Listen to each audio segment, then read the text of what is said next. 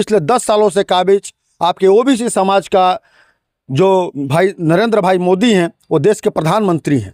इसी तरह भारतीय जनता पार्टी ने दलित और महादलित समाज के व्यक्ति को लगातार 2 बार रामनाथ कोविंद जी और अभी आपके जो वर्तमान हमारी राष्ट्रपति महोदया है, लगातार 2 बार दलित और महादलित समाज के व्यक्ति को राष्ट्रपति सांसद सुधाकर जी हैं जो चांदी का चम्मच लेकर पैदा हुए आज के राजनीति के युवराज हैं।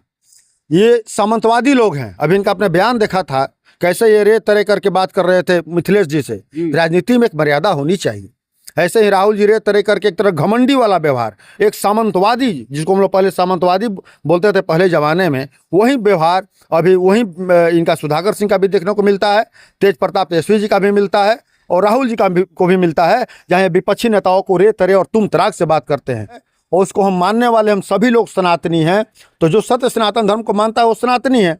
अब सुधाकर सिंह जी किस धर्म को मानते हैं या वो सनातनी हैं या नहीं है, इस बारे में विशेष रूप से वही बता। अभी हमारे साथ बीजेपी के एक वरिष्ठ नेता जुड़ रहे हैं, कहा जाए फायर ब्रिगेड के नाम से जाने जाते हैं और बहुत जबरदस्त तरीके से अपने बात रखते हैं। सबसे पहले स्वागत है सर आपका। आपका भी बहुत बहुत स्वागत है और आपके चैनल के माध्यम से आपके सभी दर्शकों को भी मैं सादर प्रणाम करता हूं। लगातार जो बक्सर सांसद है सुधाकर सिंह बीजेपी पर हमला बोल रहे हैं, क्या कहना चाहेंगे? देखिए, ये लोग आज के भारतीय राजनीति के युवराज हैं और चाहे आपके वो दिल्ली में राहुल जी हों, आपके पटना में तेजस्वी और तेज प्रताप जी हों, यहाँ पर आपके सुधाकर जी हों या आपके लखनऊ में अखिलेश जी हों, ये लोग भारतीय राजनीति के राजकुमार हैं और ये लोग चांदी का चम्मच लेकर पैदा हुए हैं। इन्हें ज़मीनी सच्चाई न इन्हें पता होती है, न पता करने का प्रयास करते हैं और ये झूठ का मशीन चलाते हैं। राहुल जी झूठ का मशीन चला के पूरे देश को गुमराह करने का काम करते हैं। तेज प्रताप तेजस्वी जी झूठ का मशीन चलाकर पूरे बिहार को गुमराह करने का प्रयास करते हैं। और वैसे ही हमारे राजकुमार, हमारे माननीय बक्सर सांसद जो सुधाकर सिंह जी हैं, ये झूठ का मशीन चलाकर पूरे बक्सर जिला को और पूरे बक्सर लोकसभा की जनता को गुमराह करने का प्रयास कर रहे हैं। और पिछले लोकसभा में ये लोग इसमें सफल भी हो चुके हैं। इन्होंने अपनी सीट बढ़ाई, बीजेपी के सीट को इन्होंने कुछ कम करने का प्रयास किया और कम किया भी, जनता इनके बरगलाव में आई। इन्होंने झूठ का मशीन उस लोकसभा चुनाव में चलाया था कि भारतीय जनता पार्टी संविधान, आरक्षण, SC, ST और OBC की सबसे बड़ी दुश्मन है, जबकि सच्चाई ये है कि Bharatiya Janata party SC, ST, OBC और आरक्षण और संविधान इसका सबसे बड़ा पोषक इस पूरे देश में कोई है और सबसे बड़ा संरक्षक कोई है तो भारतीय जनता पार्टी है। लेकिन उन्होंने झूठ का प्रोपेगेंडा चलाया, सफलता भी इनको मिली। भारतीय जनता पार्टी ने अभी देखिए, अभी दिल्ली की सत्ता पर पिछले 10 सालों से काबिज आपके OBC समाज का जो भाई नरेंद्र भाई मोदी हैं वो देश के प्रधानमंत्री हैं। इसी तरह भारतीय जनता पार्टी ने दलित और महादलित समाज के व्यक्ति को लगातार 2 बार रामनाथ कोविंद जी और अभी आपके जो वर्तमान हमारी राष्ट्रपति महोदया है, लगातार 2 बार दलित और महादलित समाज के व्यक्ति को राष्ट्रपति बनाने का काम किया। इसी तरीके से आरक्षण और संविधान के भी सबसे बड़ी पुस्तक है। बीजेपी का नारा था 400 पार होने के बाद संविधान खत्म कर दिया जाएगा। नहीं, देखिए वही बता रहे हैं ना, ये झूठ की मशीन जो चलाई गई, मैं वही कह रहा हूँ आपसे। भारतीय जनता पार्टी संविधान और आरक्षण की सबसे बड़ी पोषक है।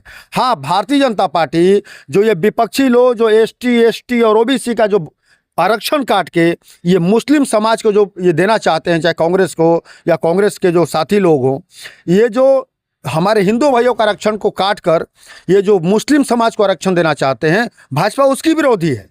लेकिन इन्होंने प्रोपेगेंडा ये चलाया कि भारतीय जनता पार्टी जो है पूरे आरक्षण और संविधान की विरोधी है, जो पूरी तरह से झूठ है। उसी प्रकार से आपको अभी इनका जो बयान आया है, जो यहाँ झूठ की मशीन चला रहे हैं, मिथिलेश तिवारी जी पर भी सवाल उठे हैं। जी, वही जो हमारे माननीय सांसद सुधाकर जी हैं जो चांदी का चम्मच लेकर पैदा हुए आज के राजनीति के युवराज हैं, ये सामंतवादी लोग हैं। अभी इनका आपने बयान देखा था कैसे ये रे तरे करके बात कर रहे थे मिथिलेश जी से। राजनीति में एक मर्यादा होनी चाहिए।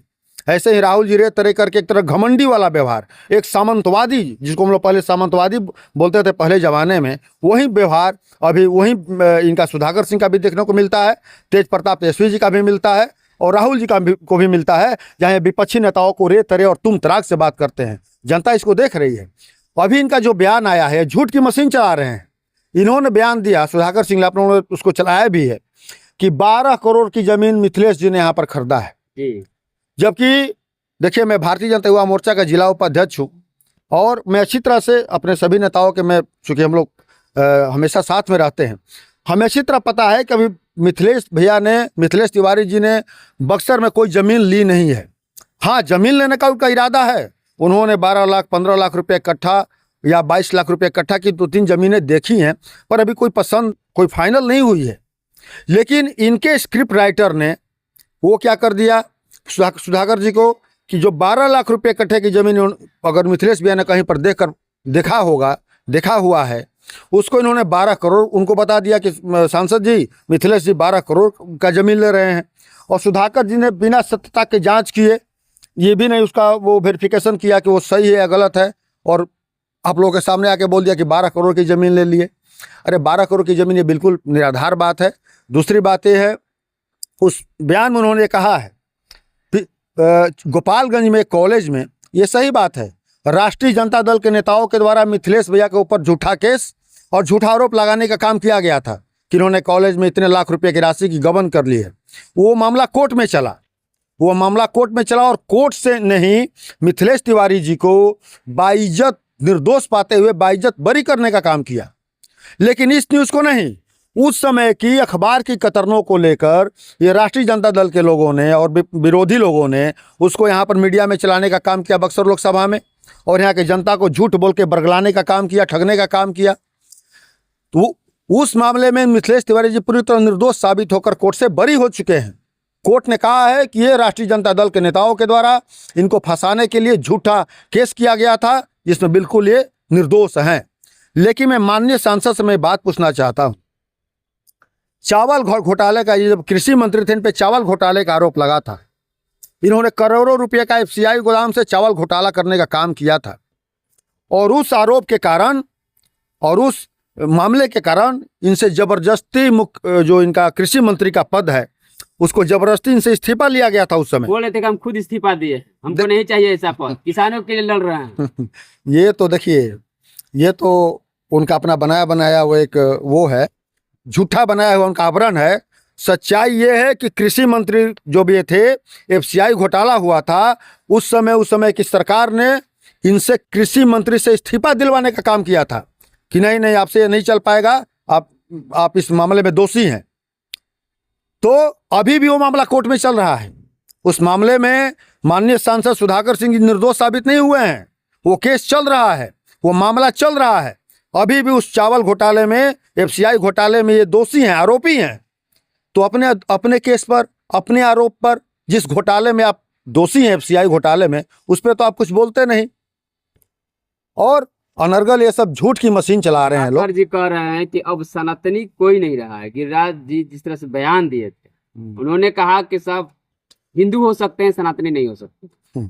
उनको ये मालूम नहीं है, हम सब धर्म ही, हमारे जो हमारा धर्म है, उस धर्म का नाम ही सत्य सनातन धर्म है। हिंदू ये पुकार का नाम है। हिंदू कोई धर्म नहीं है, सत्य सनातन धर्म है, और उसको हम मानने वाले हम सभी लोग सनातनी हैं। तो जो सत्य सनातन धर्म को मानता है वो सनातनी है। अब सुधाकर सिंह जी किस धर्म को मानते हैं, या वो सनातनी हैं या नहीं है, इस बारे में विशेष रूप से वही बता सकते हैं। इस बारे में हम कुछ कह नहीं सकते। क्या परिचय हुआ सर आपका? मेरा नाम दुर्गेश उपाध्याय विद्रोही, जिला उपाध्यक्ष, भारतीय जनता युवा मोर्चा बक्सर। बहुत बहुत धन्यवाद।